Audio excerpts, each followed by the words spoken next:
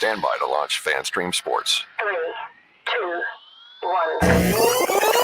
1. Let's start. Hello, sports fans. Welcome to FanStream Sports. Nothing but pure sports. Hey there, everybody. I am Milan Jordan, and this is the MMA Daily Blitz, brought to you by FanStream Sports, powered by DSP Media. Hey, be sure to like, share, and subscribe to this podcast wherever you get your podcasts. You can check out our YouTube page and also follow me on Twitter at Milan Jordan. All right, lots going on this week in the world of mixed martial arts. The biggest news of all, the MAC is back. That's right, Conor McGregor's long-awaited return to the octagon.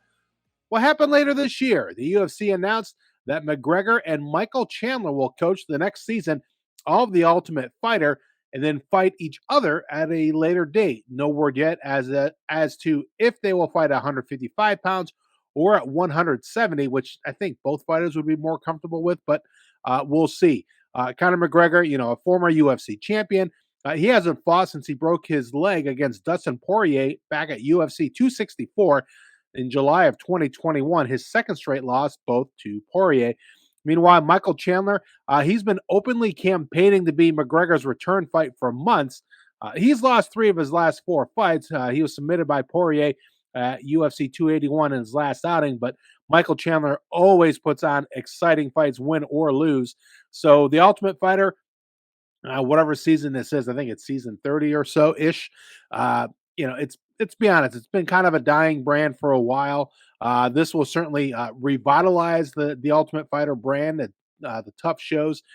Especially, you got Dana White's Contender Series. That seems to be more of a thing, and people just aren't as invested in the tough brand. But when you have Conor McGregor and Michael Chandler going at it for however long it is, 6, 8, 10, 12 weeks, week in and week out, it's going to air on ESPN and also ESPN Plus.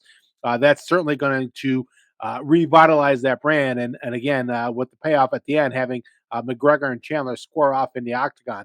Now, the Ultimate Fighter, Team McGregor versus Team Chandler, it's going to premiere, like I mentioned, ESPN and ESPN Plus on May 30th, and it will run through August 15th. This will be the second tough coaching stint for Conor McGregor in his career, previously coached against Uriah Faber.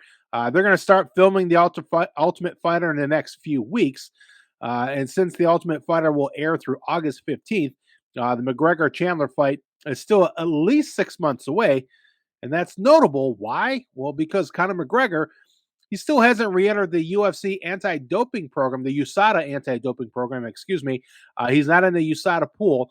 A fighter needs 6 months of testing and have at least 2 negative tests prior to being allowed to fight again. So, today's February 9th as I'm recording this on Thursday. 6 months from now, fast forward, August 9th. So look for later this year, maybe a big fall card or even a year-end card before McGregor and Chandler finally do meet in the octagon. But McGregor initially pulled himself out of the USADA testing pool after he broke his leg in his last fight, as like I mentioned, against Dustin Poirier back in 2021. Since that time, Conor has been recovering and rehabbing the leg while also filming his first major role in the upcoming Roadhouse reboot. McGregor and Chandler, like I mentioned, they'll soon fly to Vegas to film tough before booking the fight. When it finally does happen, it will end up being McGregor's first fight in more than 2 years.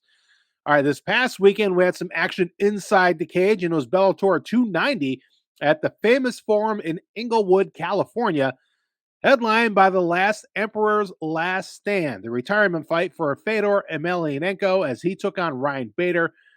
Look, not very often in this sport does a legend go out on top, and this past Saturday was no different. The first time Ryan Bader fought Fedor, Bader won in just 35 seconds. This time, it was more of the same, just for a bit longer. Bader wins by TKO at 2 minutes and 30 seconds of the very first round.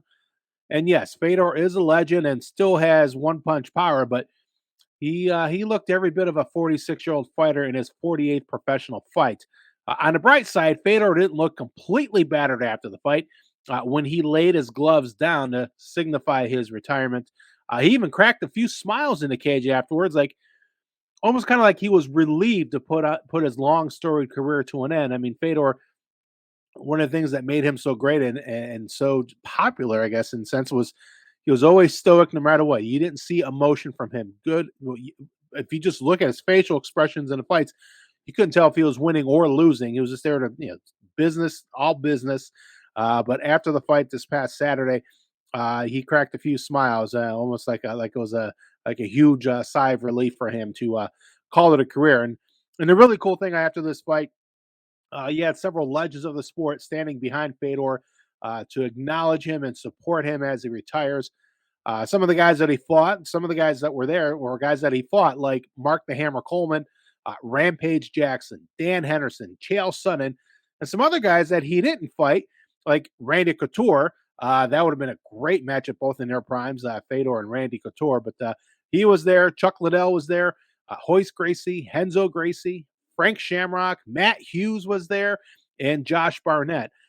Look, kudos to Scott Coker and the Bellator MMA for finding a way to honor these past and honor the past and these fighters who laid the groundwork in making MMA the sport that it is today. And certainly Coker deserves a lot of credit for that and really doing it right. And that was really, really cool to see. A great photo op seeing Fedor in the center of the cage with his gloves down, and then all these legends behind him, and even Ryan Bader, who retains the Bellator Heavyweight Championship, was in some of those pictures as well. And that was cool to see all those guys in one spot at one time, and all these guys who fought for different organizations. So really, really cool to see. I mentioned Ryan Bader. He does retain a Bellator Heavyweight Championship. He improves to 31-7, and he became the only fighter to beat Fedor twice. While the last emperor, Fedor Emelianenko, ends his remarkable career with a record of 40-7 with one no contest. All right, the other two fights on the Bellator main card, Johnny Eblen with a dominating performance in defending his middleweight title over Anatoly Tokov by unanimous decision. And Eblen, again, was the first time defending his title, and he looks to keep that 185 strap for a while. In the opener of the main card, Brennan Ward defeating Saba Homasi via second round TKO. Now, Bellator wasn't the only event this past weekend. The UFC, they had a fight night event at the Apex. The main event saw Sergey Spivak submit Derek Lewis via triangle choke in just 3:05 of the fight.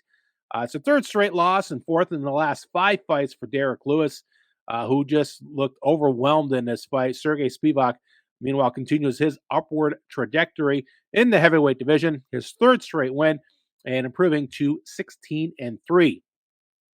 More UFC. They're back on pay-per-view this weekend down under in Perth, Australia, with a couple of fights. The main event, one of the top pound-for-pound fighters, 145-pound champion Alexander Volkanovski, moves up to 155 to challenge Islam Makhachev for the lightweight championship. Makhachev, who trains with the great Khabib Nurmagomedov, is defending the belt for the first time and looks to follow in Khabib's footsteps with a long title reign. He'll enter the octagon with a record of 23-1. And now he does, as I mentioned, Makhachev does train with Khabib, and normally Khabib is in his corner, but for this fight, Khabib will not be there, but he will be there definitely in spirit. So again, he comes in with a record of 23-1, while Volkanovski, the featherweight champion, who's cleaned out the 145-pound division. He'll make his debut at 155 with a record of 25-1. So yeah, these two fighters are combined 48-2. Should be a great fight come Saturday night. Now, a championship belt will also be on the line in the co-main event. I mentioned Alexander Volkanovski. He is the featherweight champion, and depending on what happens this weekend, he'll either move back and forth from 145 to 155 or move up to 155 permanently. So we've got an interim featherweight title on the line as Yair Rodriguez battles Josh Emmett. Rodriguez is coming off a win over Brian Ortega last summer, while Emmett is running a 5-fight win streak.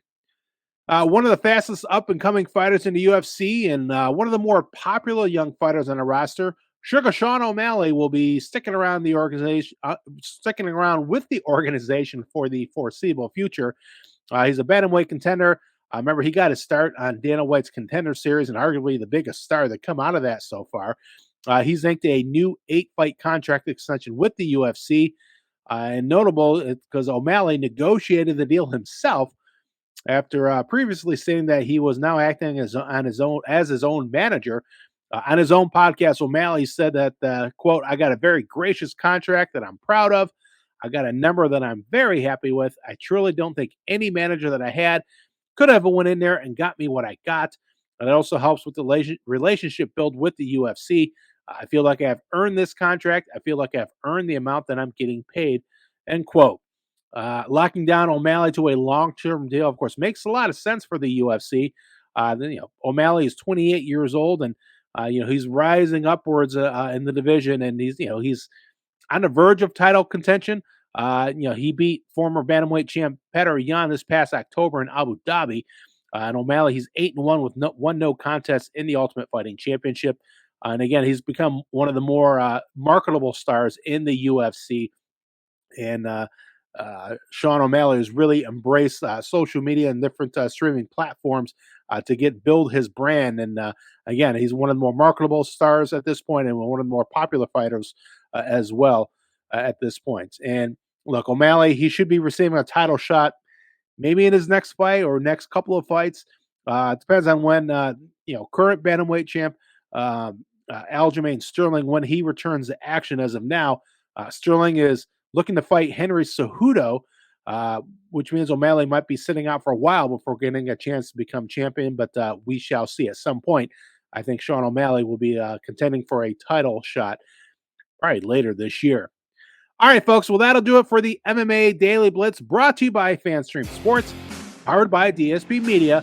Again, please like, share, and subscribe to this podcast wherever you consume your podcast. You can follow me on Twitter at Milan Jordan. As always, appreciate and thank you for checking out the MMA Daily Blitz. I will talk to you later. Enjoy the fights this weekend and the Super Bowl.